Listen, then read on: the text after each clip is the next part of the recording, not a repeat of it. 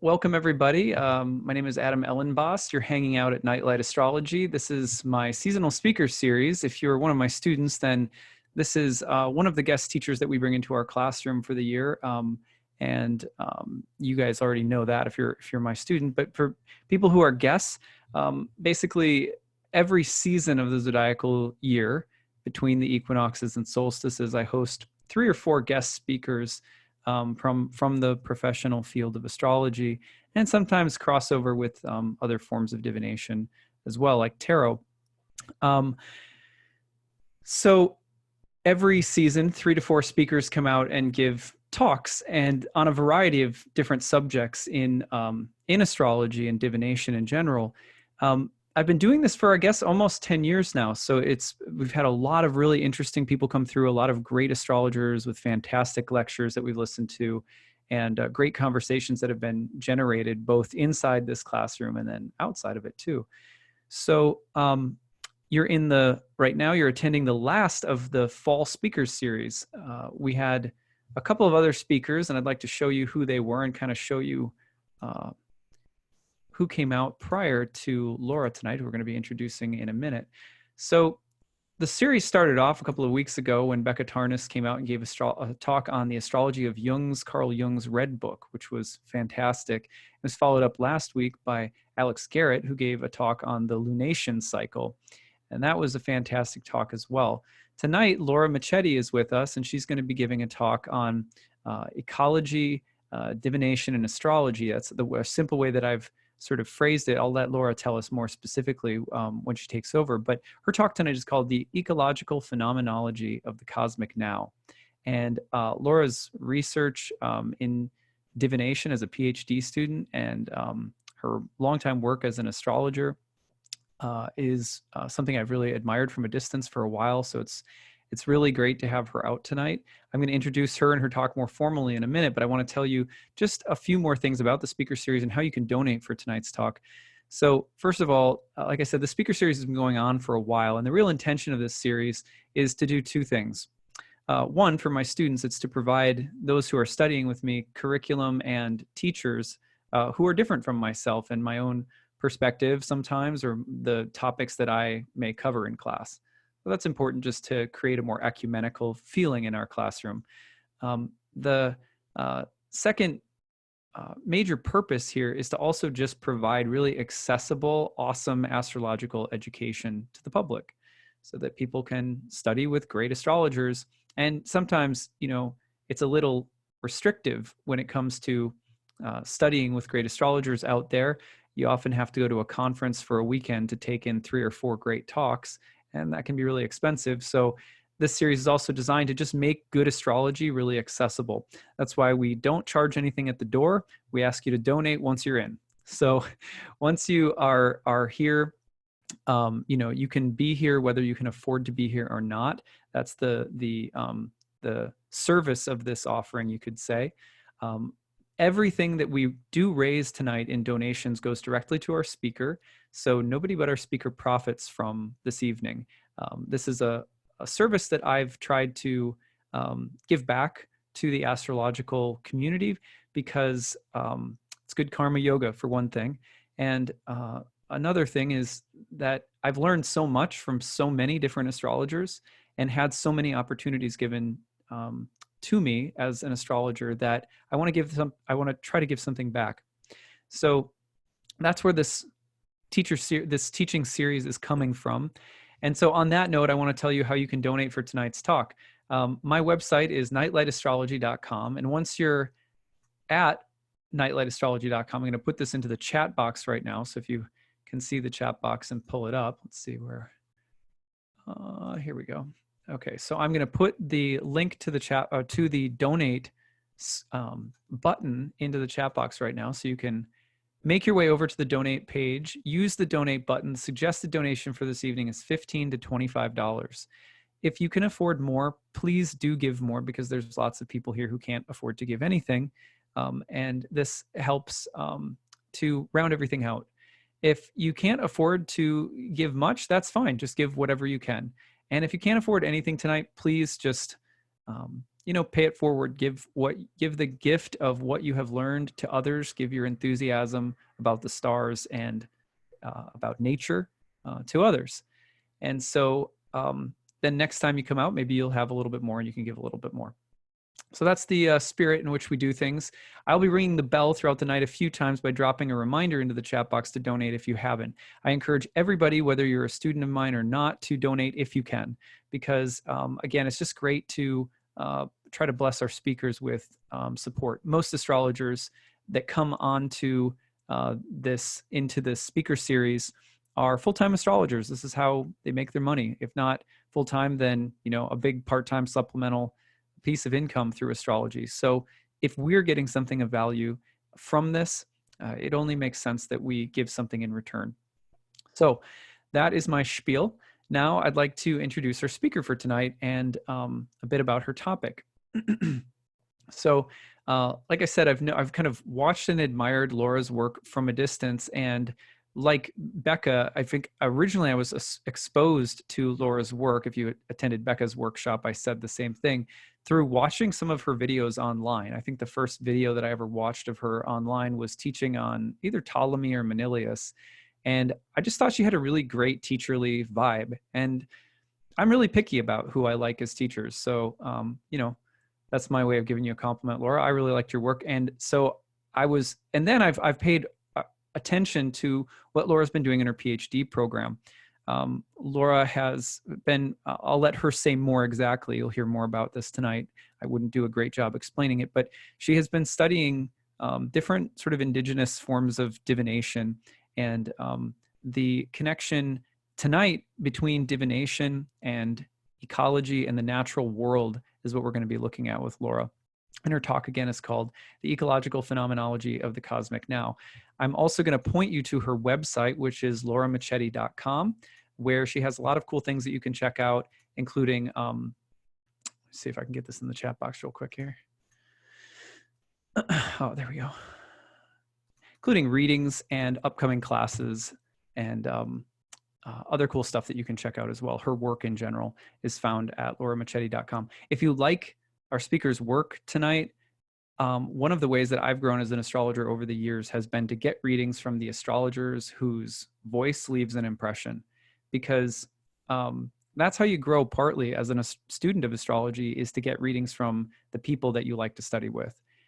Because it really kind of, what that we're learning from our teacher tonight, for example, will often embody itself in a really unique way when you spend a little time in a reading with them. So hopefully you check out Laura's readings as well.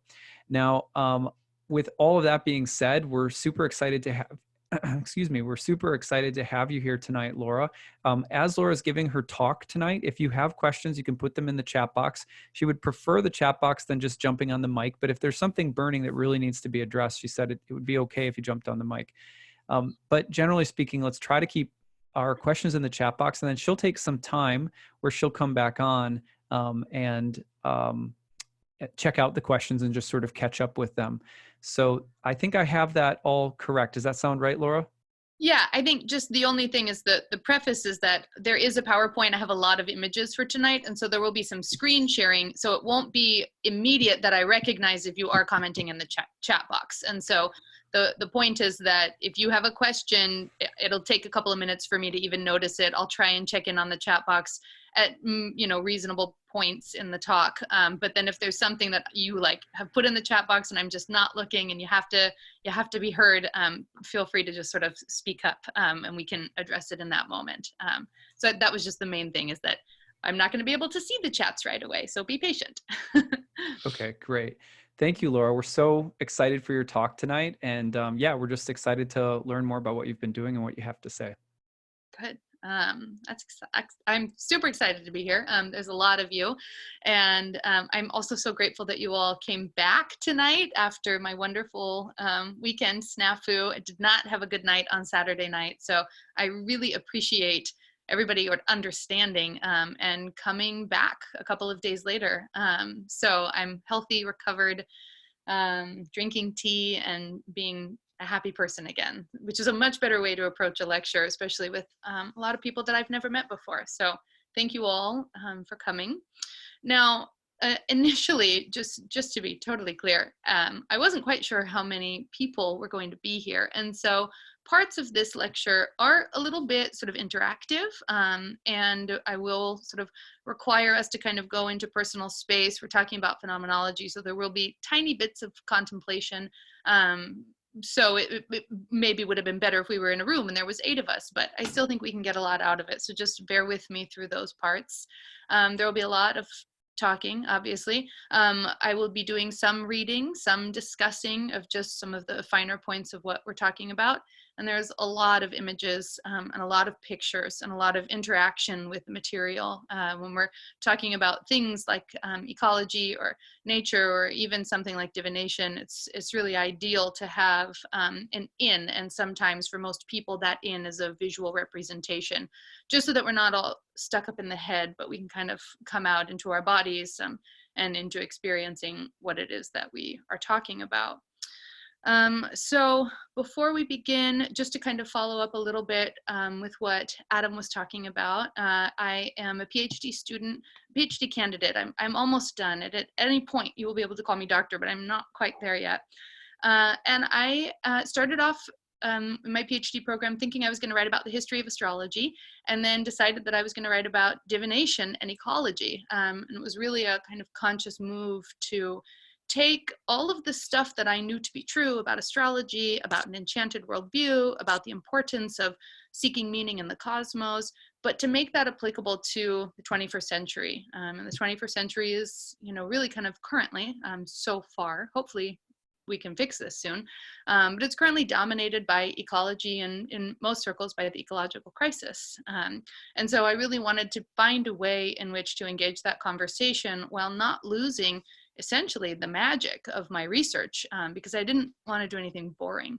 So I'm writing a dissertation about a particular divinatory system. I snuck one slide of it into this presentation because I couldn't not share it with you all. And so it's a particular divination system for an indigenous community in Arctic Scandinavia. And I'm looking at how that divinatory system is related to sustainability practices and an overall kind of ecological ethos or sacred connection between humans and nature within that community. But this research has shown me, and really it started off as a vision, that this is a universal global kind of phenomenon, that there is a sort of magic that exists in nature. And the more willing we are to believe that, to ask it for help and to follow its guidance, the better we are going to take care of the earth. So that's sort of the context in which I'm working as a personal sort of researcher on my dissertation, but it's also started to come to inform an actual astrological practice, which was not easily merged. Those two, astrology is often, right, and I said this in the description of my talk, it's a kind of container that we think of as cosmic and future oriented. We don't often think of it as earthly and present oriented. People come to me always wanting to know what's going to happen or when is this going to be over. And so it's really a different switch to kind of move it into a here and now earth-based practice, but it absolutely is. And I'll be showing you all of the ways in which that is sort of true and possible through this lecture. So in light of all of that, I am not a professional astrologer who gives readings all the time the way that Adam was speaking about. I mostly teach astrology. I've spent the bulk of the last handful of years being a teacher. I teach courses online. It's been my passion. I teach assist at CIIS, and it's been really for me, that adage of if you give a man a fish, you can feed him for a day. If you teach a man to fish, you will feed him for a lifetime. And that has been my motto and my approach to astrology overall. I have felt so much more satisfied by teaching a handful or 50 people new ways of exploring astrology than I ever have in just giving a one-on-one reading. So that's always been my passion. That's where I put the bulk of my energy. And I'm really excited to be able to share that with so many new faces, essentially. I do wish we all were in a classroom together, but I'm just going to pretend like we are. So with that said, there's a couple of classes coming up. They're not currently listed on my website, but the one that I'm most excited about is an astrology and ecology seminar that I'm going to be hosting over the course of the next year. And there will be monthly meetings, 2 hour-and-a-half long meetings, wherein we look at the ecological significance of each of the zodiac signs. So it'll be kind of like a really in-depth dive into the nature of the zodiac signs, but it'll also be a kind of experiential course in which we explore what the zodiac signs mean for, you know, a moment on Earth in a particular season, during particular weather, during particular light patterns, and how to kind of align ourselves with those bigger rhythms of the cosmos. So I'm super excited about that. If you're interested, just send me a message or just check back in my website in the next week or so, and everything will be live there and you can join. But it should be exciting.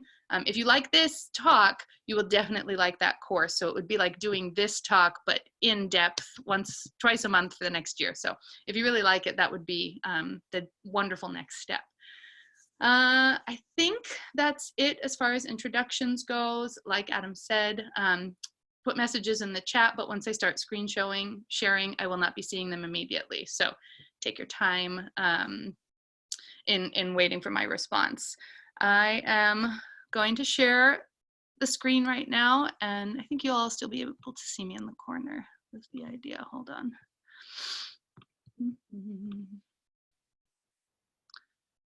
Uh-oh.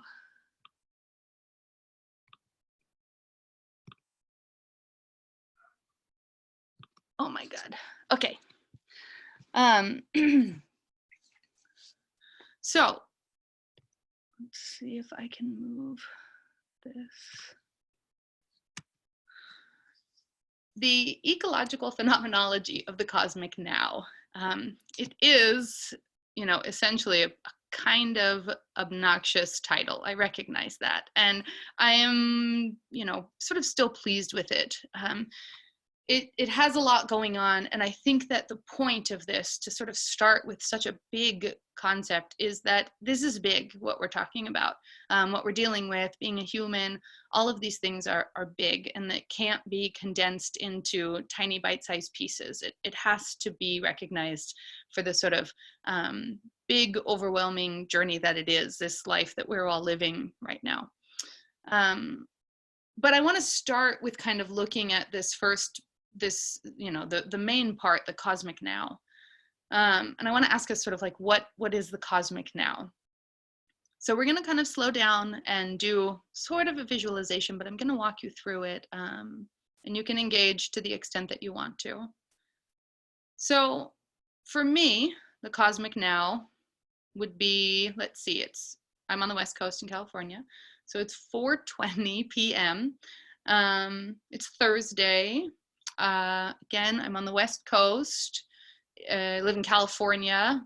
California is what part of the United States, which is one of the countries that exists at this particular century, in this particular point in human history, wherein we have civilizations and, you know, tons of people. Wasn't always like this, but this is where we're at now. We are living in a time of sort of political turmoil across the world, with protests in Hong Kong and other parts of the world, with a lot of uncertainty in America regarding our political atmosphere, a lot of fear, a lot of danger. So that's one part of our cosmic now. But if we take away the kind of social and cultural component, we could sort of look at like the ecology of it. So like right now it's 4:20 p.m. Outside is kind of blue. The sun is starting to set, but there's no beautiful sunset yet. There's no pinks or anything. It's fall and it's quite dry outside. My grass is brown because you can't water grass in California, right? Because there's droughts. So now we're looking at ecological history. There are birds sort of fluttering around in my backyard. I'm very blessed to have that as a part of my life. And the weather is perfect. It's California in November. It's like 70 degrees and lovely. So that's one layer of the cosmic now. We still haven't really gotten anywhere. Now, what about the personal layer of the cosmic now? Okay, so in order for now to exist, I have to be in the now. So what am I right now? I am nervous, but I'm also a little excited. I'm kind of feel weird that I'm talking to you people, but you're all online, and I kind of see your faces, but not really. Let's see, I'm proud of my work, and I'm excited to show it to you. I am 38 years old. My name is Laura. I've got dogs. I've got kids. I have degrees. But still, where are we? Where is the now? So really what we're kind of seeing is that the cosmic now looks and feels really different for each of us. Now is both entirely, but also not at all dependent on individuality, on who is doing the now. So although we can, and we generally tend to focus on these worldly layers of now, on social, political, cultural, on ecological, on personal, with astrology, we have yet another way that we can look at the cosmic now, and that's through astrology. So in our case, if I can get my slides to move, what we would look at as the cosmic now is something like this. So for some reason, Liana, you are the person who I am looking at. Can you nod if my pictures of all of us is blocking the chart? No, it's not? Okay, great, perfect, because it's blocking it for me. So I just wanted to check in real quick. Okay, so from a cosmic perspective, right, this is what now looks like if we're thinking in terms of astrology. We've got Mars opposite Uranus, and it's approaching Mercury. So we could say something like, watch out for arguments. We have Jupiter and Venus conjunct in Sagittarius. We could say something like, watch out for hangovers. And then we have Saturn and Pluto conjunct in Capricorn at the midheaven. And that's just kind of like watch out in general, right? So this is our cosmic moment. There's a lot of things going on. And the question is, like, where do we still find now in all of this? So this particular practice of kind of going through the various layers of a phenomena, of experiencing a phenomena, what we were calling in this moment now, is a way of practicing phenomenology. This exercise is the way in which you would do a sort of phenomenological exercise. Phenomenology is a philosophical approach to knowing the world. It's based in observation of direct experiences of phenomena. And then there's also a reflection on the consciousness that is observing and participating in that experience. So phenomenology, especially when it is done in the way that Maurice Merleau-Ponty explained it, which would be phenomenology of perception. If you're especially interested in this topic, I would, or if you haven't already, just read it. David Abrams' Spell of the Sensuous, he does a bit with phenomenology of perception there as well, especially in regards to magic. So if we look at phenomenology in regards to a phenomenology of perception, we can kind of make a lot of associations with the practice of divination. They both seek to understand essentially the underlying nature and significance of life, or of specific aspects of life. They both utilize an observational, which is like almost contemplative approach, as a way of coming to know something. And they both frankly feel a little bit weird. The basic path being observe a phenomena, contemplate it, wait for an insight, and then repeat. So both phenomenology and divination sort of follow this recursive experience, and we come to know more about things in the world by practicing these two arts or philosophies or approaches. So today, we're talking about the ecological phenomenology of the cosmic now. So we're going to explore what it means for us to contemplate the present moment the way we did, or via the medium of astrology. And we're going to try and understand the mechanism by which doing that, acting in that way, supports an ecological worldview. And in this sense, when I say ecological, I mean like your ideal, holistic, healthy, kind of Gaia thriving ecology, when Earth is happy. Ecology has a number of disambiguations or ways that it can be interpreted. For me, if I say ecological, I mean happy, happy Earth. And so just to kind of put that out there. So in order to sort of do any of this, in order to understand how astrology relates to divination and how those two things relate to ecology, in order to get a happy, happy Earth, we kind of have to start somewhere. And what better place to start than in the beginning? So astrology's origins were in the ancient Near East. And in the ancient Near East, the cosmos itself was considered impressionable. Literally, it was envisioned as though it were a sort of supernatural clay tablet, much like the one you see in front of you. It was a receptive surface wherein powerful gods and goddesses could impress messages containing their intentions for humanity. So you can see the cuneiform was a clay tablet and a sort of wooden stick, and they would just smush onto the clay tablet, and that would be their writing. And so there was a transference of that way of writing to an image of how the divine was communicating with us, so that all of the celestial phenomena, whether it be comets or stars or planets, were kind of conceived of as these sort of impressions on the clay of the cosmos.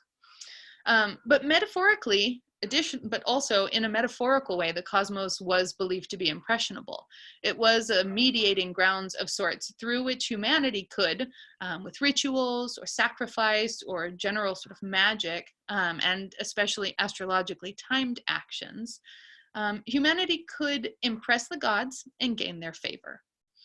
How deeply the ancient psyche must have been affected by this perceived penetrability of the universe. Exploring the origins of astrology inevitably leads us to the sort of magical world of the Near East. The Tigris and Euphrates rivers gave birth to humanity's first civilizations, who also in turn gave birth to writing, as we see on the tablet in front of us.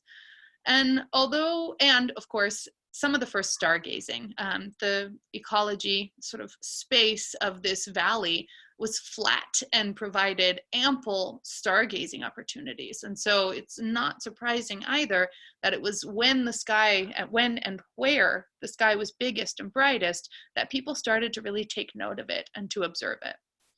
And although this particular sort of scribal spiritual tradition of astrology that erupted in ancient Mesopotamia is really different from the sort of theoretically constructed, natural, philosophical astrology that characterizes Hellenistic astrology, and then therefore kind of, where we are today.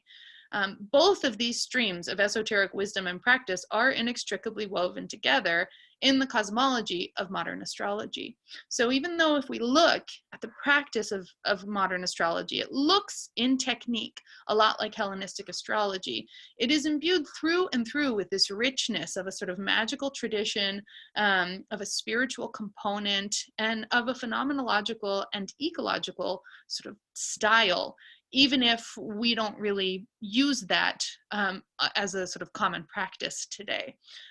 So let me see, I've noticed that there was a message. Let me see if one of you is asking for something. Oh, move. Okay, yeah, see, that's what I thought was happening. Okay, thank you everybody for giving me a moment there. I have to close that first. Okay, so continuing.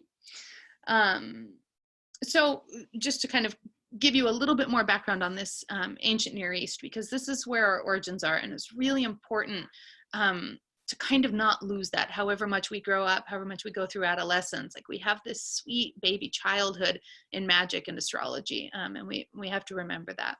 So for the ancient Near East, cosmological phenomena were envisioned again as heavenly writing for the gods.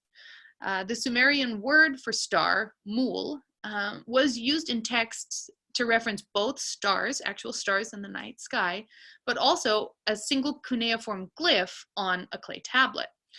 So there's a deep connection between writing and astrology, or the stars in the night sky, within the Mesopotamian Babylonian tradition. as part and parcel of a larger cosmological framework, the earliest astrology rested on the following key principles.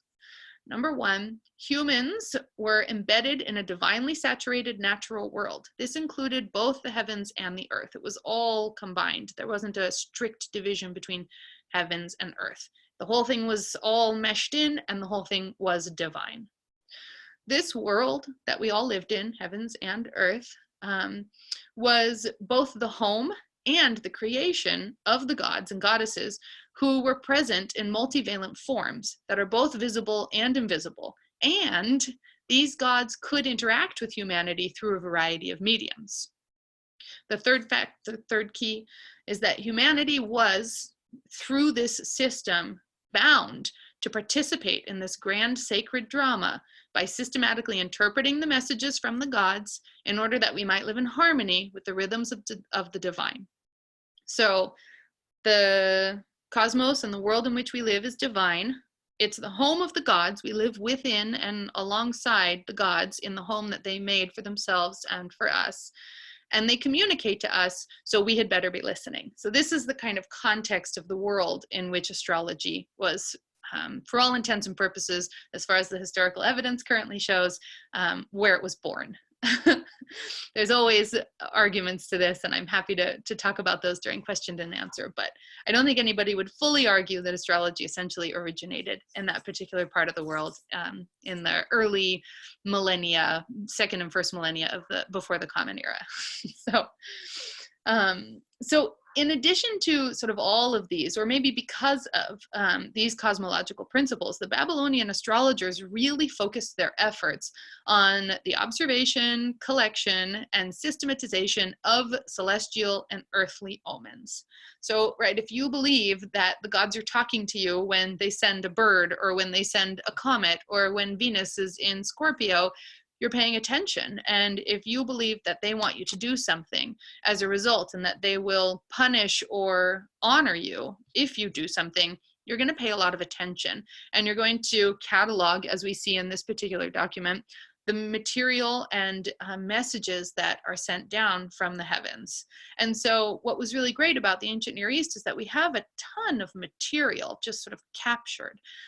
Even if we don't have like birth chart A plus an interpretation, birth chart B plus an interpretation, we still have a lot of evidence that creates this beautiful picture of a worldview in which the world is divine and the gods are communicating to humans, and we humans have a duty and I think an opportunity, right? Because that's kind of amazing if you can talk to the gods, to sort of engage in that way. So some of the phenomena that were cataloged, or the majority of the phenomena that were cataloged were sort of in the shape of an omen. So it would be like, if something happens, then this will happen. If you notice, I don't know if you guys realized what I was doing, but when I was saying, if you've got Mercury or Jupiter and Venus in the sky right now, watch out for hangovers, right? Because everybody's going to enjoy too much. And I also said, if Pluto and Saturn are together, just watch out in general. So this is the kind of format that a lot of these early omens took. I'll read a couple of them. An eclipse in the evening, the watch is for plagues. An eclipse in the middle, the watch is for diminished economy. An eclipse in the morning, the watch is for the curing of illnesses. But then these also included things like not just celestial phenomena, but earthly features as well, such as in one of the 7th century BCE omens, if a white partridge is seen in the city, prices will diminish. And so there's a whole collection and multi-centuries of information recording these bits of observations of both the cosmic and the ecological world, and then interpreting, assuming, making connections with how that affects humans. I'll get to, in the conclusion, my thinking around that, because I think that the fact that it may or may not affect humans is not what's important anymore, but rather the fact that parts of the natural world, cosmic and earthly, were systematically cataloged as an invaluable resource. So but we'll talk about that towards the end. So essentially, it was the behavior of animals, insects, of birds, of different things, like if something happened at a river versus at a field, there would be a different interpretation for it. And then also if there was a fire or particular lights in certain parts of the sky, or under other circumstances. You know, if you're giving a reading or trying to talk to somebody and someone walks by with a torch in the middle of that, there's a significance there. And so there was a full series of interpretations and omens and assumptions based on what was happening in the actual sphere of human existence, and how that could be interpreted as a sort of message from the divine. So it was in these sort of early omen collections that we see a great deal of connection between astrology, ecology, and divination. But I haven't really talked yet about divination and what it is. So in addition to the idea that, or maybe this was not an addition, but a refinement of the idea that the cosmos was made of malleable clay, there was also a conception of the night sky as a tablet of blue lapis. I mean, it looks like the night sky. There's like a very obvious sort of association there. You can see why they might have thought that the sky was made of lapis. And they also believed that it was in this sort of lapis that the gods could inscribe their messages as well. Something like this.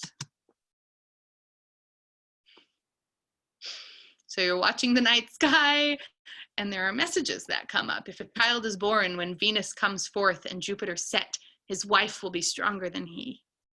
That would be unfortunate, I imagine. But so aside from the fact that this was just sort of like an epic use of PowerPoint animation, I kind of want to suggest that the writing that is referred to by the Babylonians, what they were seeing in the night sky, didn't really look like words coming out of the heavens the way this is done. It probably looked a little bit more like this. So I'm going to take us through a brief exercise to get us into a state of divination.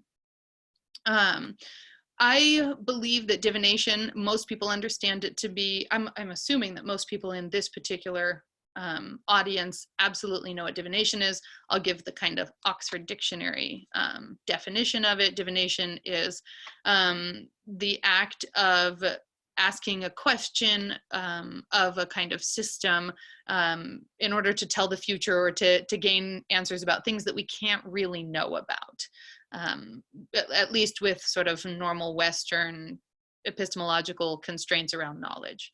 So divination, tarot, runes, I Ching, horary astrology, all of these things where we think, I really would like to know if I should move next month, and I don't know how to make that decision. And so I will ask a diviner, and they will use whatever method they use, and ask the cosmos, and the cosmos will tell me what it is. So that's one thing that divination is. But what I also believe, and what most of my research and my work has been to show that divination is also the act of making something divine. And I think that this is a really key switch to make in your brain and heart, because it's not just that asking a question gets us an answer. It's that asking a question is an act of respect. It's an act of showing that we believe whoever it is that's providing the answer to us, whether it be the diviner, but the diviner is always speaking on behalf of some ultimate beyond. And so divination is not just a kind of parlor trick to figure out whether or not your crush likes you, but it's actually way more than that. It's a way of making divine the part of the natural world that you are seeking an answer from, whether it be the stars, or whether it be from the magical tradition that created the tarot, or whether it be from the wisdom of the I Ching and all of sort of Eastern philosophy in that field. So divination is an act of making divine. So what does making divine look like? So I'm going to stop real quick and check into the chat box and see if there was anything coming up for anybody right now. Hold on. Oh, so Lindy asked, how do you spell the Sumerian word for star? It's mul. Oh, I can just do that. Mul. You're welcome. Okay, so kind of moving on into this divination exercise. So what does making divine look like? So right here, we've got a picture of the night sky. I'm sure most of you can already kind of recognize that there's a constellation buried in there, and I'm sure that the vast majority of you already recognize which constellation it is. But let's sit for just a little moment longer looking at just how kind of crazy the night sky can be when you can really look at it, when you can see the stars, the way it might have looked if you were lying in the pitch black of the Mesopotamian river valley in Egypt 5,000 years ago, say 4,000 years ago, how about? If you've ever really seen the night sky when it's just so thick you can't even find a constellation, it's really awe-inspiring, but it's also kind of overwhelming. And so we start with this sort of constellation, these figures, and we do our best to kind of figure out a way to make sense of them. And essentially, what ends up happening, hold on, if I can get this to move. There we go. Is that from there, that was Orion in case anybody didn't know. From there, we kind of create an identity around this constellation. We give it an outline. We pull together pieces from the utter chaos of a million stars in the night sky. And we give it a name, and from that name, we can tell stories about it. We can give it an identity, and it contains now a whole host of cultural information that that previous image, that the utter chaos of the sky, couldn't possibly have given us. So the act of making divine is also getting to know something, right? Giving it a name, giving it a story, being able to relate to it in a kind of personal way. And from there, we can also do things like take that entire sort of mythic sequence and push it down further into a sort of symbol system. This is a rune, one of the Elder Futhark, this is one of the Elder Futhark letters. It's called Tursas. It's related to the god Thor, who in Norse mythology was related to the constellation Orion. So we're kind of seeing that we went from the stars to the constellation and the figure around it, but then we can distill it even further into just a symbol. And then this symbol could be painted on rocks or sticks or whatever it is that you like. Now, this is an image of a rune, sort of divination system using the Elder Futhark language, painted or carved into rocks or wood. And so from this, now we've got basically all of that sort of power of the cosmos and the mythic contribution and the love of the divine in our act of naming it, and then the sort of symbolic efficiency, and it's on a rock that we can carry around, that we can use to ask questions of, that we can sort of distill all of the cosmic information about into one tiny note, right? Like one cosmic note, essentially, this whole symphony, and it can come out in this strumming of the chord.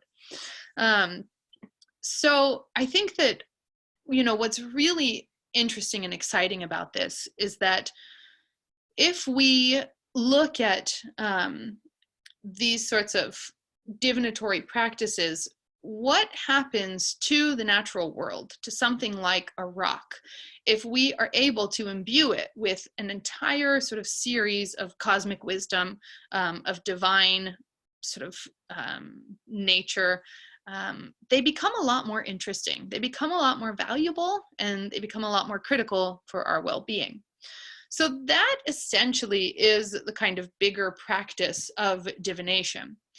And then the other question that I want to sort of leave us with is, if those little rocks that we can carry in our pockets are divine and have the potential to carry the entire cosmos in that one symbol painted upon it, then what is the significance for these sort of bigger landscapes? How do these rocks, how are they affected by our act of making divine a sort of smaller system? So I just want to kind of put that out there, that divination, right? Like that single rune that has a symbol on it has an entire series of actions that happened before it to make it so powerful. But it also doesn't stop there. And we can then take that knowledge that we have learned from the act of making divine, and we can extend it to the natural world. And then perhaps, of course, in an ideal place, be better stewards. So I'm going to go through a little bit about divination, just sort of historically for you. And then, so this is a whole set of runes for those of you, again, that don't know, though I'm sure most of you do. You can see Thor says that we were looking at down on the center, towards the left a little bit. So divination is a wonderful practice. It is one of humanity's oldest spiritual practices, and its cultural significance has often revealed a lot about the lived experience of people and about the places they inhabit. So whether it's a burning bush or an auspicious star or a symbolic dream, the tools and rituals and practices of divination are often rooted in the natural world, but they invite participation with the supernatural or with the divine. A divinatory act is anchored in the belief that the natural world has the capacity, the natural world meaning cosmos too, has the capacity to hold and express knowledge. As a way of communicating with the sacred, divination invites and assists humans in their efforts to sustain a connection with the divine. It is therefore not only a subjective act that elicits a response from nature, but it is also an objective endeavor to make divine the natural world. Drawing upon, and in some cases preserving, cultural repositories of wisdom that include mythological tales, social customs, healing practices, celestial lore, artistic and aesthetic values, as well as just general environmental knowledge, divination bridges the human world of culture, so myth, story, with the valleys and hills of a local terroir, with the flora and fauna of a global region, for example, in the constellations, and with the temporal dynamics of seasonal space-time. From Delphi to Shang Dynasty oracle bones, divination has been widely practiced for millennia. Divinatory systems are as varied as the people and the cultures that employ them, and they are established in close connection with cosmological beliefs and environmental resources. So I'm going to walk through a couple of slides of some divinatory systems real quick for you, and explain their kind of connections. So we've got Elder Futhark, which again is a Norse language from Scandinavia and sort of Northern Europe, painted onto rocks, which would have been a traditional way of inscribing. Elder Futhark was often inscribed onto giant rocks, actually, in the form of rune stones, and you would have epic poems carved into these rocks. And the ecological significance there is that there's a lot of rocks in Northern Europe. I've been there, and it's very rocky terrain, and so they used what was available to them. This is an Ifa divination mat. It's the beginning of a practice. There are pieces that are missing, but you can see the cowrie shells are on this particular person's tray, and cowrie shells are something that would have been abundantly available, and each of the, in Ifa in particular, there are hundreds of parables, and each of these parables has bits of information that the diviner memorizes, and when you come to ask them a question, they will sort of interpret based on the parables that become present in the reading. This is another sort of West African divination system, this one using seeds. This is a contemporary Dagara cosmology divination, and this one uses like everything. You know, thinking we're in the modern world, you can see there's cowrie shells to kind of harken back to the West African traditions, but it is the modern world, and so there's a lot of other objects in there. There's money, there's bells, there's crystals. It's very much a conglomeration of the things that are available in the modern world to us, and the diviner looks at the placement of each of these things and can then make judgments or provide answers or insight about certain questions that somebody might have. Now, in other parts of the world, divination wasn't just relegated to tiny objects that you could pull out of a bag or spread onto a mat. This is an image of Kenko, which is a sacred site in the Sacred Valley of Peru, out near Machu Picchu, but a little bit further away from that. And what you can't quite tell from this image is that this rock is probably maybe 50 feet in diameter and 15 feet high. So for example, I could sit on the top of it quite comfortably and sort of dangle my legs off the side. So this is a huge complex. And in this case, the divination system is the actual rock and this feature of nature itself. They would sacrifice an animal at the top, and they would let the blood kind of fall into those carved zigzags. And depending on which direction the blood would fall, they would be able to make a judgment or a pronouncement about the particular question or issue that was at hand. So divination can also take the form of actually engaging with features of the natural environment. And then this is a tortoise shell, and there was a tortoise shell divination in the Qing dynasty. I think this was in like the first millennia, let's say, of China. And one of the interesting things about this is that I often, part of my research is to sort of to state the case for diviners being good for the natural environment, right? Like if we can think that the natural environment is sacred, we'll take better care of it. But in the case of the tortoise shells, this actually went horribly awry. And this particular race of turtle was actually almost made extinct by a sort of overzealous procuring of turtle shells in order to practice these divinations. And so just to kind of point out that it's not always the case that, just because something is valuable to us, we take care of it. And in some ways, we could look at our current status exactly the opposite of that. And so it's a matter of finding what that value is and where we can hold value such that we want to take care of something rather than such that we want to exploit it or hoard it, or use it only for ourselves and our benefit.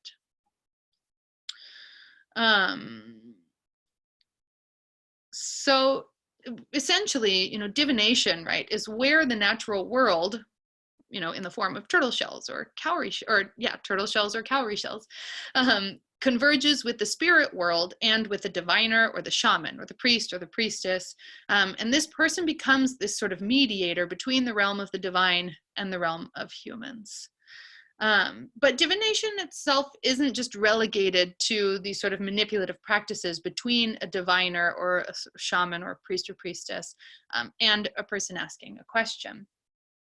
Typically speaking, in sort of academic circles, the way that we study divination is that we divide it into two categories, natural divination and technical divination.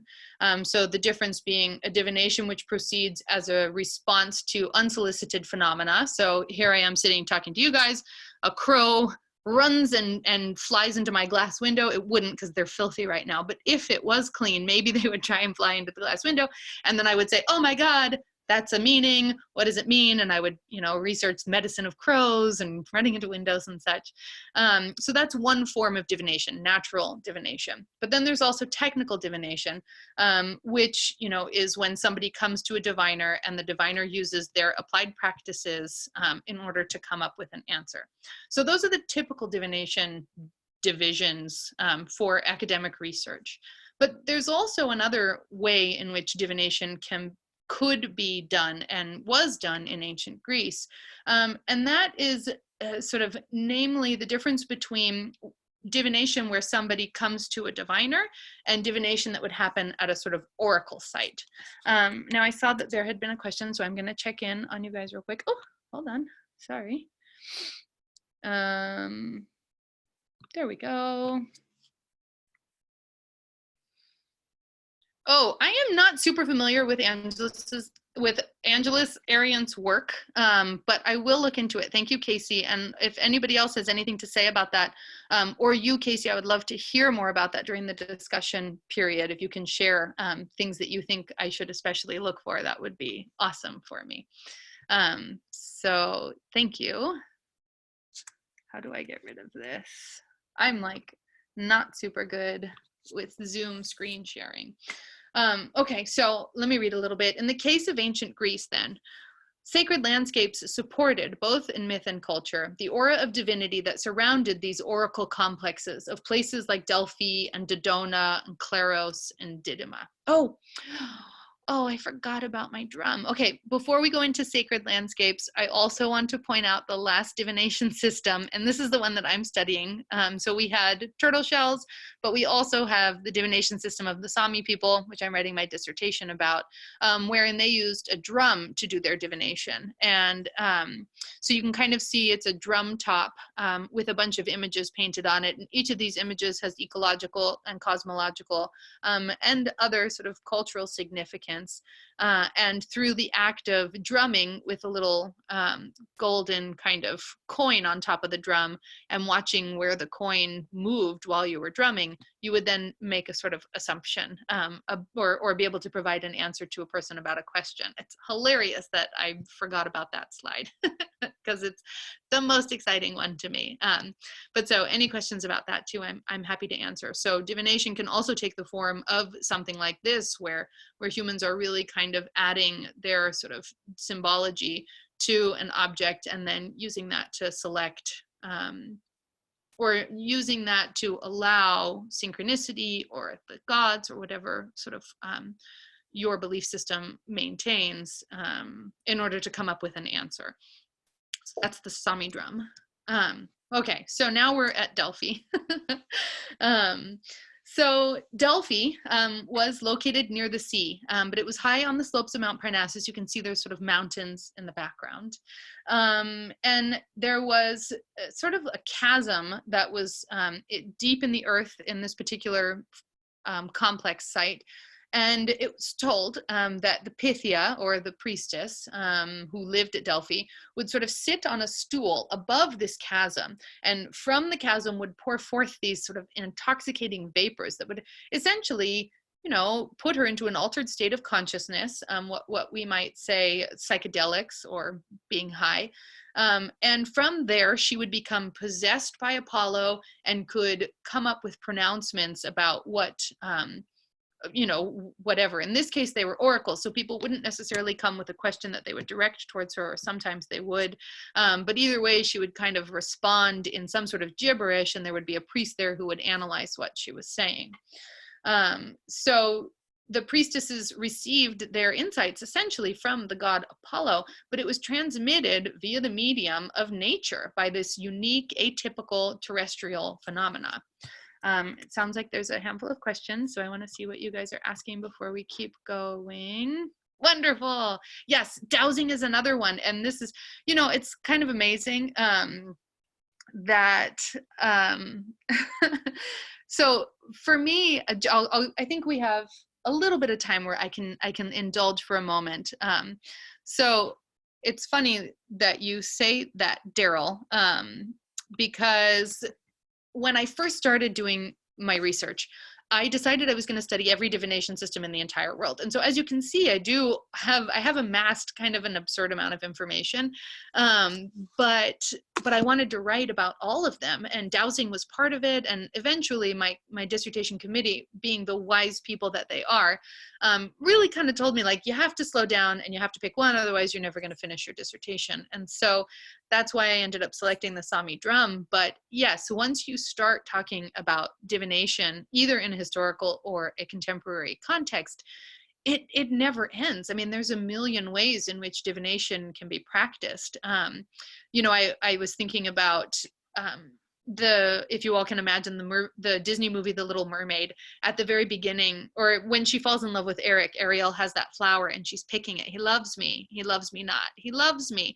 And if she's left with he loves me not, right, that's a form of divination.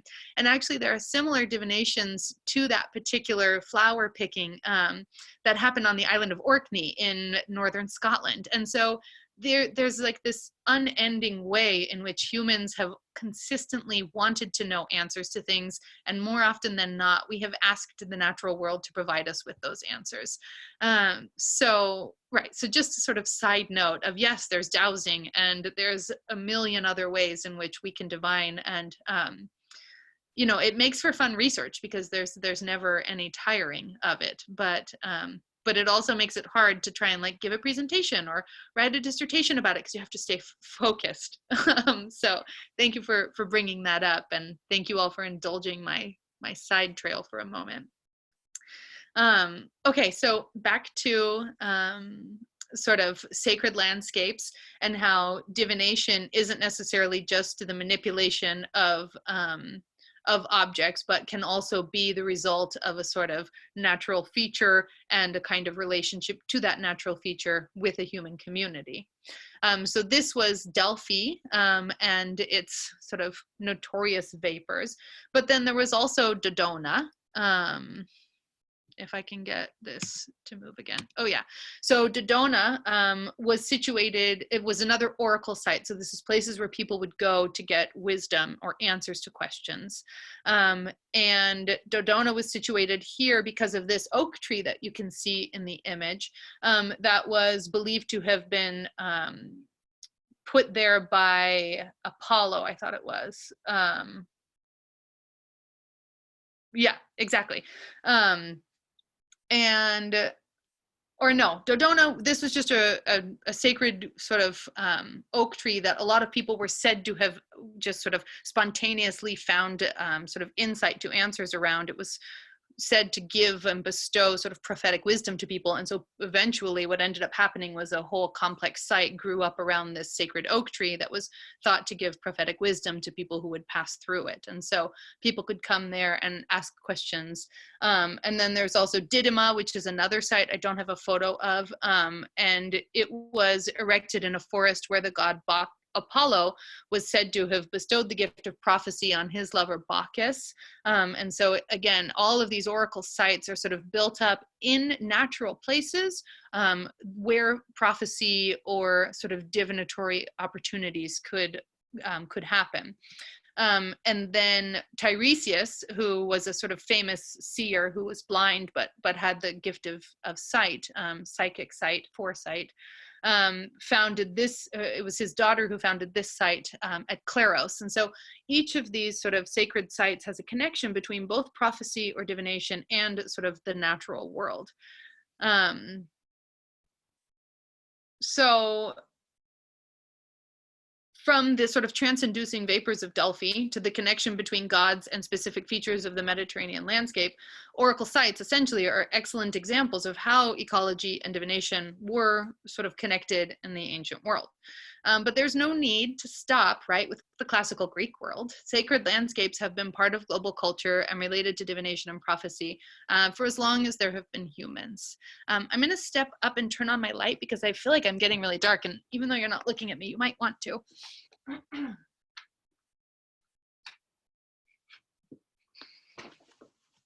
So now we can see that's a whole new layer of phenomenology, and my cosmic now is rapidly changing as we get deeper into this talk. So moving outside of the sort of Western world, we have these other sites. So these are rock cairns that can be found all across Northern Europe. And these are essentially what started me on my whole path towards trying to understand divination and ecology, because I was traveling throughout Iceland one day and I saw these stone stacks, which, if you all were here a couple weeks ago and you saw my best friend Becca Tarnas speak, she told me that the Icelanders refer to them as elf houses, but I'll just call them cairns because they're stacks of rock. So I saw these in Iceland and I thought, wow, how interesting. I wonder what the heck those are doing there. Like, these are huge. They're taller than all of us. And it dawned on me that they were probably used for navigation in a sort of time before roads, before GPS. These were largely uninhabited places with, you know, very sort of small settlements and great distances between them. And so I thought, I wonder how, like, what a beautiful thing, instead of using the stars to navigate, to use features on the earth to navigate your way through vast terrains or through treacherous weather. In the case I was in Iceland, the winters there is just stark. And so if you, and in a lot of these areas, you wouldn't have access to the night sky a lot of the time either, because there would be cloud coverage. And so, so it was seeing these sort of rock cairns that got me really interested in trying to understand what was the relationship between using either the stars for navigation of life's, you know, sort of difficulties versus using the earth. And so that's when I got into the whole idea of like, well, what about earth-based divination systems versus astrology? And then now here we are. I hope that you guys can see, but there's, let me move these guys for a second for you. But you can kind of see in the left of this picture another one of those sort of stone stacks. And they don't stick out like total sore thumbs, but they're definitely features that if you were, you know, lost in this landscape and needed to know where to go, having these sort of markers would be really valuable. And then there's also sort of natural geographic, um, natural geographic or geological sort of features, like stones that sort of don't really make sense and seem to have been placed there by giants. In the tradition of the Sami people who I'm writing my dissertation about, these stones have a very significant sort of meaning, but and are part of their sort of shamanic tradition. But it's not alone. They are not the only culture in the world to have noticed odd shaped rocks and to have imbued them with a sort of sense of magic and a place that you could go to ask questions, or to try and connect with the divine. This is another one, this sort of irregularly shaped image or things. And then this is also a mountain in Iceland, and this is called Prophecy Mountain. And there's a story about this particular mountain having been a place where a woman ascended and was given the gift of vision. But then we can also like kind of get out of Scandinavia, and we can even get out necessarily of divination. And there's sacred rocks and geological features all over the world. There's Machu Picchu. I mean, could you imagine if we sort of tried to look at the symbols of just like the lines of this? I mean, how much significance there would be there. In Sardinia, the island of Sardinia off the coast of Italy, there are huge nuraghi complexes, and these were said to have been used as sort of celestial observation towers. Here's a close-up of one. Again, these sort of stone stacks related to connecting with the divine or witnessing the heavens in some way. And then we have the burning bush, right? I alluded to that earlier, that divination isn't just sort of the manipulative practices, but it's also these divine inspirations. And in this case, it was really related to sort of, you know, an ecological feature. And sorry, I didn't know this was on autoplay. The burning bush was, you know, a message coming from literally nature to humans from the divine. And we built an entire religion around that. Similar with the Kaaba in Mecca. So just to kind of like, I'm going to look and see if there's any more comments for a second. It looks like there is. And then we'll shift into sort of the downward slope about how all of this relates to astrology at all. So give me a second to see what you are asking me.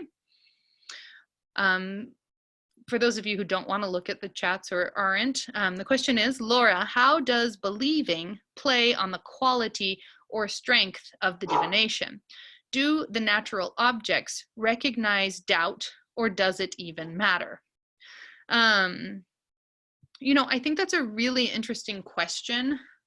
I don't know that I have an answer to it. I see that you put believing in quotations, and so I like that, because initially my sense would be I don't know how to answer that, because belief is such a complicated topic. You know, I would ask, does believing mean believing in what? In the efficacy of divination? And does that mean it has to be a practice in which A plus B equals C? So I said this, so it comes true, and that's the only way it warrants belief. Or is it more a matter of kind of the idea of I learned something from this, whether the divination comes true, right? Or whether I modify my behaviors according to an answer that I received from a diviner.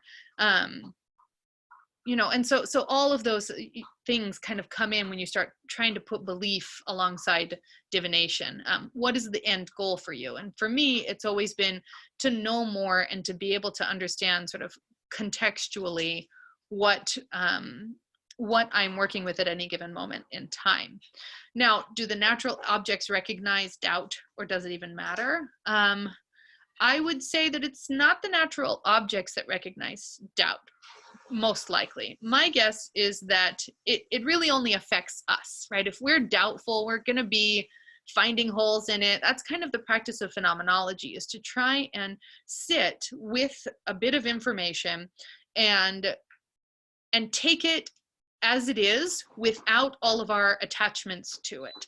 And so the natural objects, no, I don't think they're concerned with our belief or not, but I think we definitely lose out if we approach everything from a place of doubt, or from a place of trying to find holes in something, or from a place of not being able to see value in something unless it can, right, like result in a sort of verifiable experience. So that's sort of my answer to that. And again, please, if you want to discuss it more, I'm almost done with the actual lecture part, and then we can discuss all of these things more. But I think that that's my sort of initial answer, is that what does belief even mean, and what are we trying to get out of divination in general? And I definitely don't think the natural objects recognize doubt.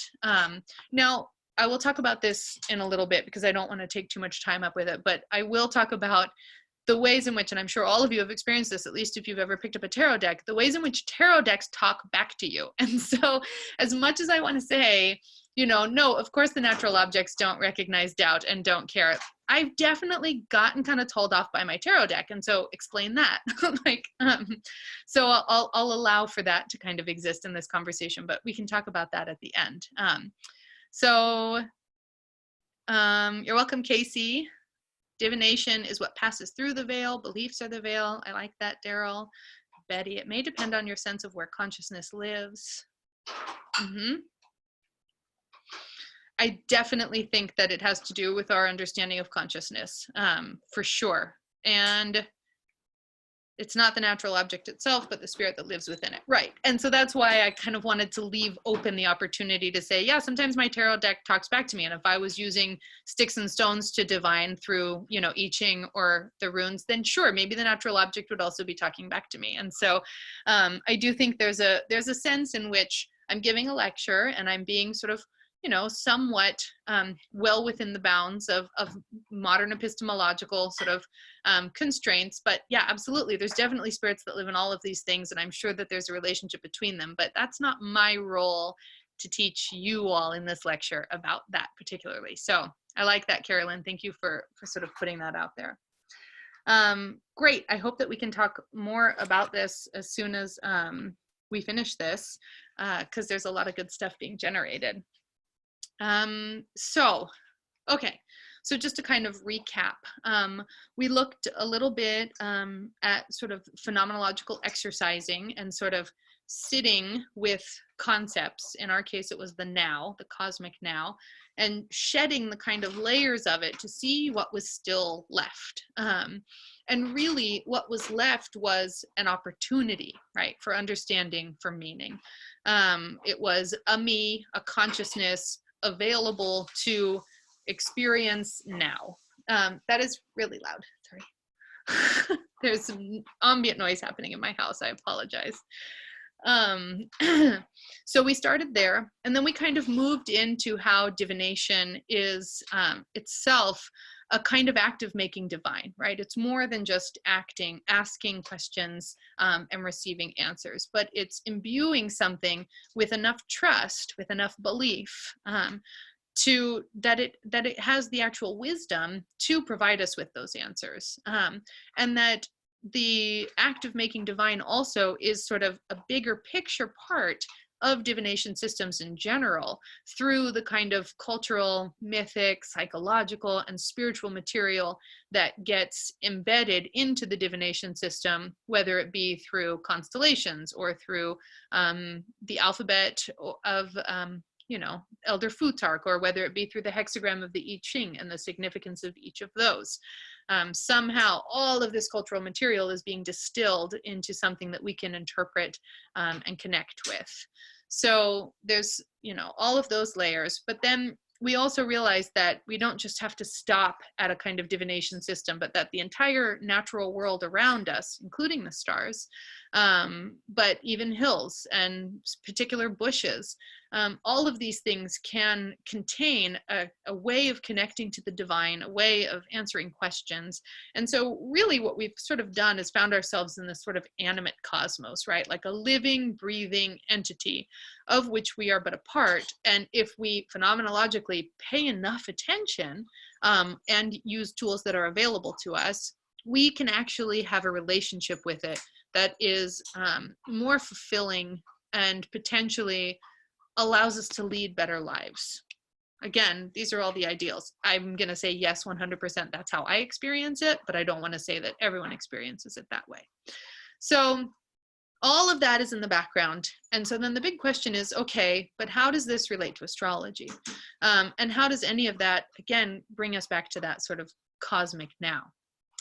So essentially, you know, what I want to kind of ask us is, to what extent, you know, we looked at pictures of the landscape and these sort of sacred mountains, but this is exactly what we're doing when we delineate the constellations in the night sky, or the planets for that matter.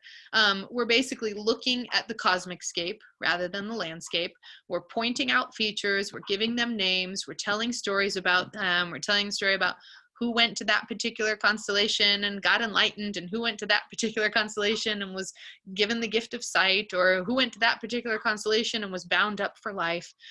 There's stories that are told about each of these constellations. And so what it ends up doing is, you know, we create a kind of not just a map, but a sort of record of these bits of information. And it's in the night sky, which is available to everybody to see, which is something that is universally shared despite the local geography or the local sort of cultural container in which a people's lives.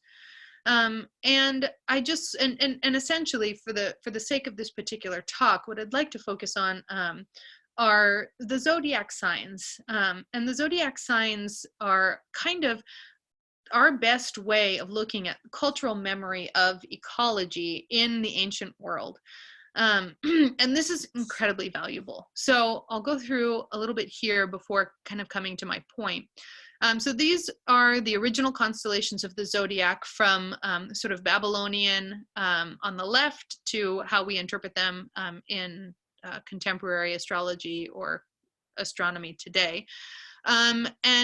And then a translation of the Babylonian in the middle. And so we can kind of see that some of them are the same: the archer, the scorpion, the scales, the lion, the great twins. I mean, there's a lot of overlap. But what I want to point out is the way in which there's ecological information kind of carried within this. There's the great swallow, right?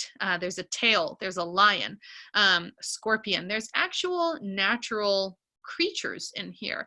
There's also the goatfish. So what I would like to know is how the goatfish ever fit into sort of ancient astrology, because it's such a fascinating creature that none of us really know about. And there's all of these normal creatures that we can point to and touch: swallow, scorpion, lion, and then there's a goatfish. So maybe a goatfish was something that is now extinct. Maybe we don't know. But I want to point out that what this provides us with is an understanding of what the ecological natural world kind of looked like, what was important to these people 4,000 years ago. Sickles, hired men, right? Furrow to kind of plow the field. And so the things that were important to this particular culture at this particular time were agricultural. And we know from history and archaeology that this was a great time of sort of agricultural shifting in human evolution and human history. And so it's, I think, significant that these themes were sort of placed up into the stars. And so the zodiac can kind of be looked at as a sort of cultural memory, as, you know, symbolic divination systems, looking at things in the natural world, putting all of that context onto an image, be it, you know, sort of outline of disparate dots in the sky. It's still an image.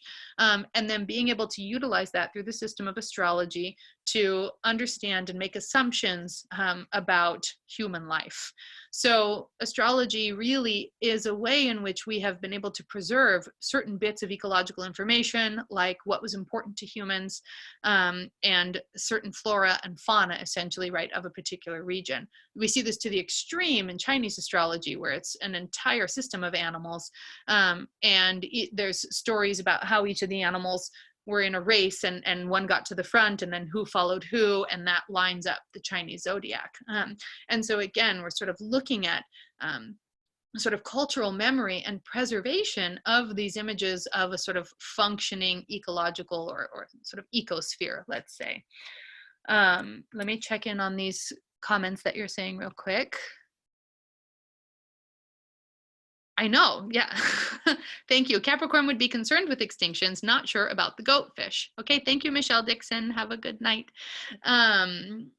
So the goatfish, right? Yeah, and you know, I'm sort of throwing that out there as a kind of calling to us, and I'll get to this idea of potentially the goatfish being extinct, which I don't really think, but I just wanted to set that out there for dramatic effect, let's say.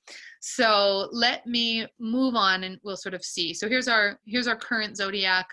We have animals. We have the scales, right? The scales have become justice. That's an interesting sort of shift in significance, I think. But also they would have been used for weighing. But what are the things that are important to us, and how are those things being represented in the night sky? So I want to read a little bit real quick. Yeah, I have time. I'm going to spend a little bit of time reading from Ovid's Metamorphosis about Ursa Major, because I'm trying to make a point, and I want to read Ovid to you all. So I'll sort of bring us up to speed. We're in Ovid's Metamorphosis in the beginning, essentially, of the book.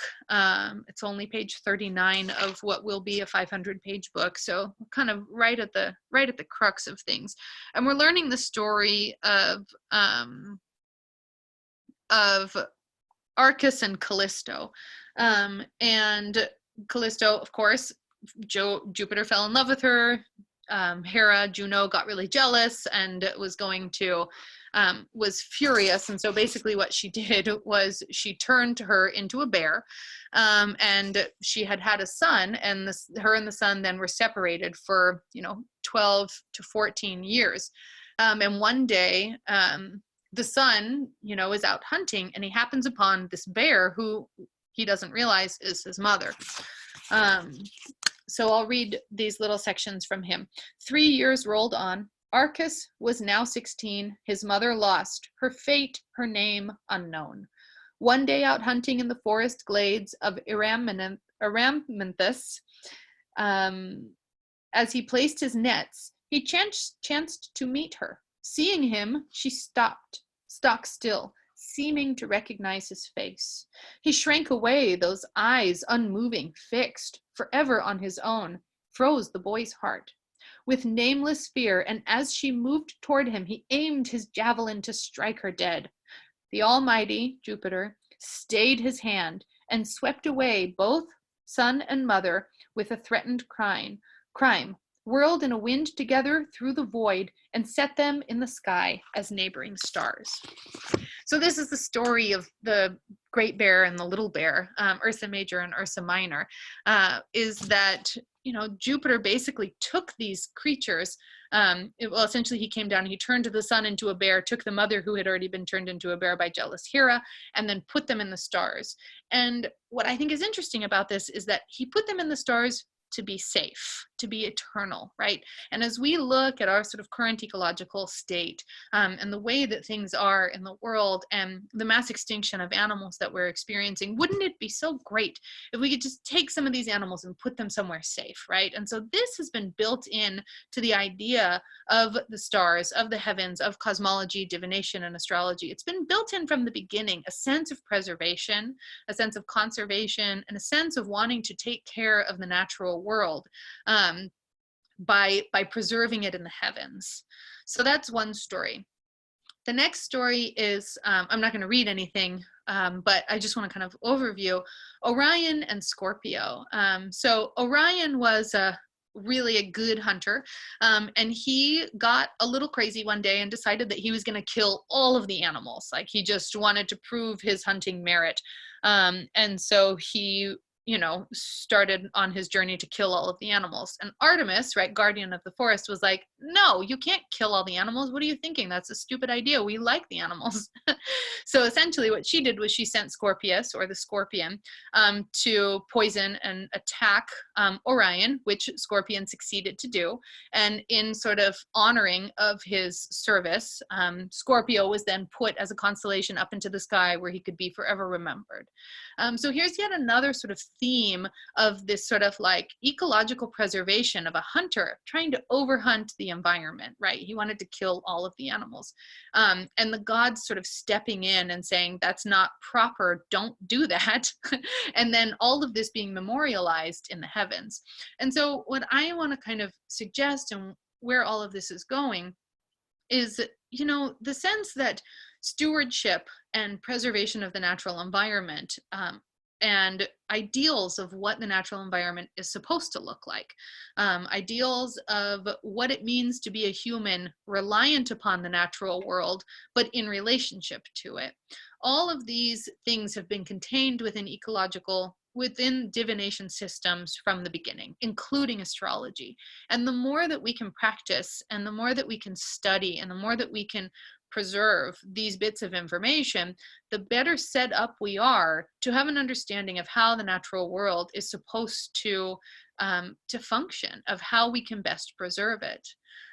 So essentially what ends up happening is we kind of become stewards, right, of this information, of the ecological sort of reality of our time, of time before, and then the one thing astrology is used to doing, of the future as well.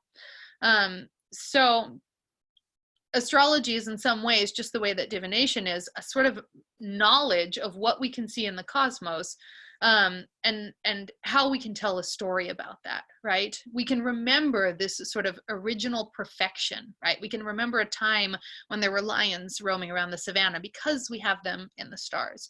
And we can remember the time that Orion didn't take care of the natural environment and what happened to him as a result. They were both sort of memorialized in the heavens, but we have that story available to us.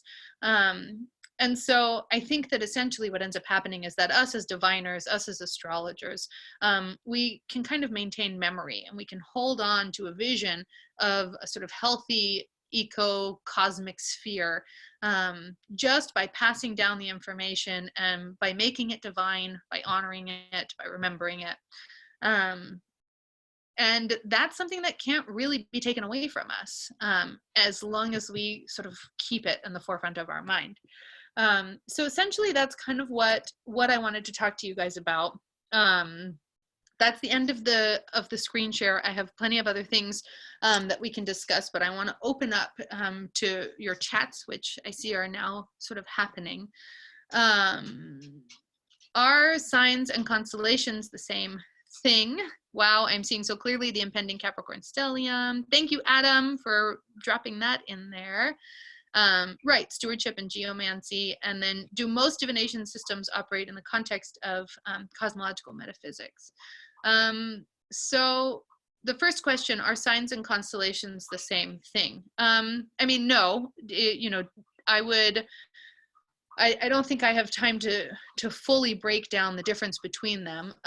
But the signs of the zodiac are 12 constellations in the night sky, and the night sky has tons of constellations, hundreds of constellations in it. But the zodiac are the ones that are sort of the band of the ecliptic. They are aligned with the band of the ecliptic, which is essentially, if we sat out, let's go back to Mesopotamia, on the sort of plains of Mesopotamia, and we had full view of the sky, we would watch these constellations come up in the same path that the sun was taking every day. So it's a thin line across the night sky. But yeah, there's a million constellations going on in every direction. So signs and constellations overall are not the same thing. And then, of course, in the modern world right now, due to the difference in and sort of astronomical features of our sort of place and time and cosmology, the zodiac signs themselves, so today Aries, they are not exactly lined up with the constellations, but they still have a kind of archetypal association. This is a huge question between the tropical zodiac and the sidereal zodiac. The sidereal zodiac is in fact aligned with the constellations, so in that case, signs and constellations are overlapping. It's still not identical. In the tropical zodiac, we have a bit more problem with that, but they're not the same thing. However, the signs of the zodiac are inspired by, absolutely, and connected to the constellations of the night sky that travel around the ecliptic in the zodiac. So I hope that that answers your question, Carolyn. And then the other question, do most systems of divination operate in the context of some system of cosmological metaphysics? Absolutely.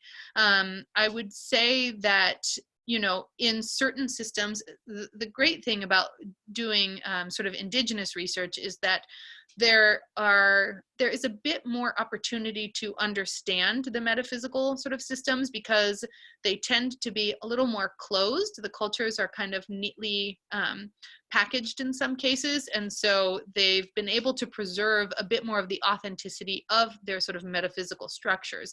In the West, everything is blown up, and so we can talk to, you know, all of the 50 astrologers in this room right now, and each one of them would probably have a radically different metaphysical structure. Whereas if we found ourselves in Burkina Faso in West Africa talking to a Dagara practitioner, and we had 40 of them in a room, they would all probably have a similar metaphysics. And so, yes, there is definitely a system of cosmological metaphysics that informs every divination system. The extent to which that is upheld by every single practitioner of that divination system depends on the people and the places. And I will say, though, even if we did all 55 of us have different metaphysical structures, there would probably be at least a couple of things that we all really do hold in common. So even with astrology, you could say that we all do kind of operate within a certain metaphysics that's more or less similar. So even in this crazy world of ours, I think that's a true statement. Are there any other questions? You can verbal question now, or anything else?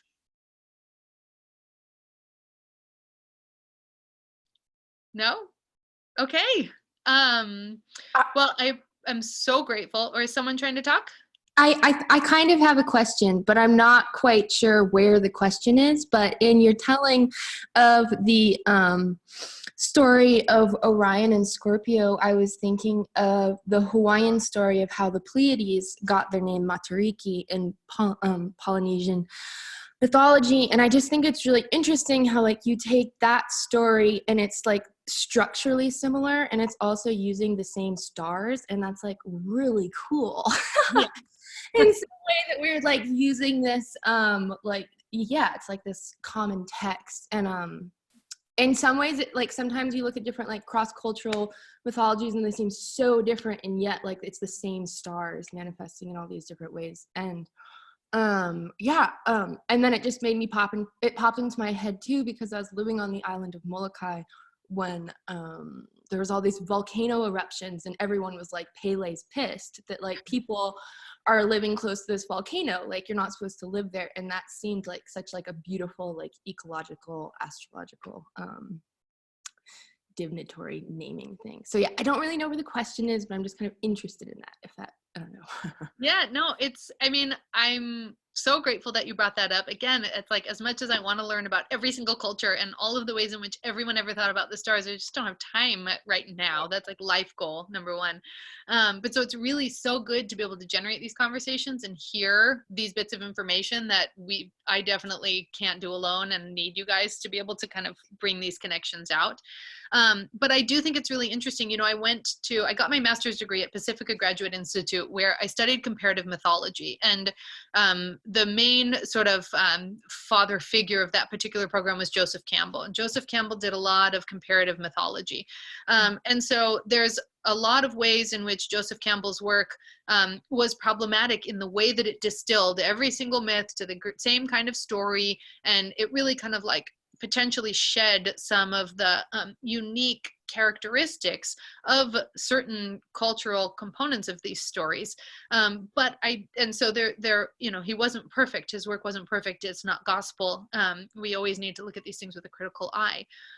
But it's amazing how similar stories are across the world in places that it absolutely doesn't make any sense where there would be these sort of similar stories. And so it's absolutely true. And I think that,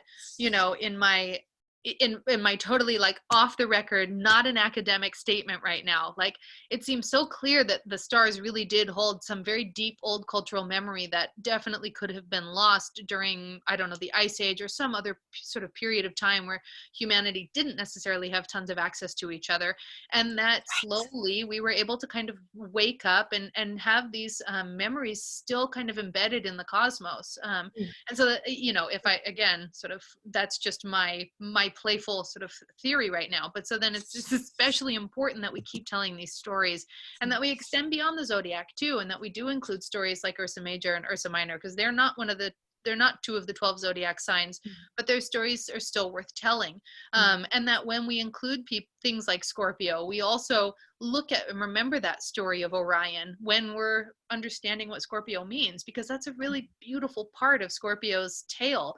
But that's not what you find in an astrological textbook about Scorpio. And so thank you. Is your name Riel? Yeah.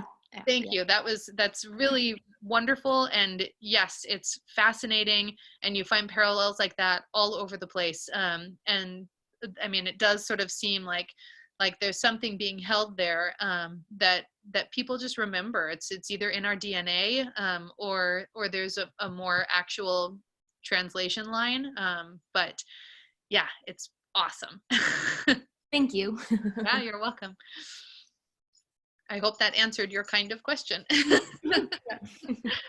Anyone else have any thoughts or questions? I'm going to try to sort of scan through and see if any of you look like you might be itching to say something. It doesn't look like it. Okay, well, I don't think that I have anything else to say. I'm sure I'll think of things, but I'm, again, so grateful that all of you came. If you liked this and you want to continue to do more, again, join my astrology and ecology sort of seminar, because we will be looking at each of the zodiac signs and looking at all of their webs of meaning, both within cosmology and astrology, but also within the actual natural world and sort of seasons. So I hope that some of you will join, and thank you again for attending. Adam, anything else before we wrap up? See you're back. I hope your kids are doing good. Yeah, it was interesting. I was listening to your talk, and I had to give each of them a bath. Well, so I was looking at the rubber ducky, and I was like, "You're an omen. You're telling me some things." I'm just kidding. Also, can I just say real quick, like, props to all of the kids that I saw on the screen. Like, I've definitely had to do that before, where I'm giving a lecture and then the child just walks up, and I'm just so glad that mamas and dads will just like hang out with their kids and still do stuff. So yay, parents. Totally. My youngest was like totally entranced by your voice. Like she was like, "What is going on?" It's like, "That's a diviner." Okay, so thank you so much, Laura. This was just absolutely fantastic. Yeah, I hope that you turn your PhD work into a book at some point, because I'd really like to go much deeper into your research and your thought process. And especially, I was joking in the chat box, but especially this last part where you were like, "No, this is my unofficial non-PhD." I was like, I want to see a book where you start channeling that voice too, because that was really good stuff as well. Yep, that's I gotta do this so that I feel good enough about myself to then do that. Yeah, totally. Well, I want to give a few reminders to everybody as we close. One is that if you would like to donate and you have not already donated, please, we'd love to have your donation to support Laura. Remember that every single thing that we raise goes straight to Laura. So I don't profit from any of these donations. They all go straight to supporting our speaker, and that happens every single class that we hold year round. Now, if you click on the donate button on my website, and you can manually enter an amount between 15 and 25. Lots of donations have come in tonight already, so thank you very much. And what else? Oh yeah, so what's coming up next at Nightlight that you can check out? Actually, no, wait. One more thing was lauramichetti.com. Do I have that right, Laura? Yep. Okay, so lauramichetti.com. Check out her there's some upcoming classes. She's going to be publishing some information soon, she said, about classes that she's going to be hosting in 2020. There are readings on her website. Like I said earlier, if this is a talk that, really grabbed your attention, then try reading, because oftentimes, our greatest astrological teachers are, I know Laura said earlier she loves teaching, and but I'm sure going to be giving a great reading as well. So check that out on our website, lauramichetti.com. And then last but not least, I want to direct you to the Nightlight website so that you can just see what's going on next. Winter Speaker Series is not yet posted. I'm still kind of ironing that out. But in January, the Winter Speaker Series will be in February. And in January, if you want to check it out, I'm giving a 3-part lecture series on ancient astrology and the nodes of the moon. So we're going to be looking at the way that Hellenistic astrologers and Indian astrologers have used the nodes of the moon, and kind of compare and contrast that to some of the ways in which we think about the nodes of the moon today. So for people who are interested in ancient astrology and also have an interest in the nodes of the moon, or maybe you practice with the nodes of the moon, I feel like my relationship with the nodes has deepened a lot since learning more about the way in which different eras within our tradition have sort of used the nodes. So hopefully you'll enjoy that. You can check that out on the events page of my website. I'd love to see some of you there. That is it for us tonight. Stay tuned to the events page of my website, because it will be updated with a winter speaker series. And like I said, I don't have the speakers confirmed yet. So, but that will be posted, and we'll have some really great speakers coming out in February as well. So thank you again, everybody, for just bringing your thoughtfulness and your good questions and your attentiveness. There's something, I think I'll just say this as, something of a diviner myself, I guess. I think, all of us are, who practice astrology. But I think one of the things that makes us better at what we do as diviners is our ability to really listen, like really deeply. And I picked up on some of that in what Laura was saying tonight as well. But and when we listen really deeply as a group, right, to someone who is teaching about something that's really special, their presence in our life is also an omen. I like to sit, and I recommend that you all sit and just think about how Laura's appearance in your life tonight is coming at a special moment, at a special time in your life, and just reflect on that and see, why was this talk in your life tonight? Even doing something like that, I think, can be really, really valuable, because we're all actually omens to one another as well. We're all walking signs and symbols for our continued participation in the cosmos. So I'm going to sit for a while before I go to bed, or when I wake up tomorrow morning, depending if my kids let me have any space before I go to bed tonight, and just sit with what this was, because it was its own sign and symbol that I know is going to continue to speak to me. So I hope it will for you guys too. And thank you again, Laura, for being here tonight. You are welcome. Thank you so much. And yeah, it's so funny, because I was thinking about all of the things that my friends and family are doing this weekend, and how Jupiter and Venus are conjunct, and how I was like, you're going to have such a good time, and you're going to have such a good time. And all I was doing was being nervous. And then I also had a good time. And it's just sort of funny how, we often don't think about that. So, totally. thanks again for putting that reflection out there. And thank you, everybody, for being such good listeners and so excited about this. It's been fun. Awesome. Okay, everyone, you have a great night. We'll see you again next time. Take care. Bye. Bye.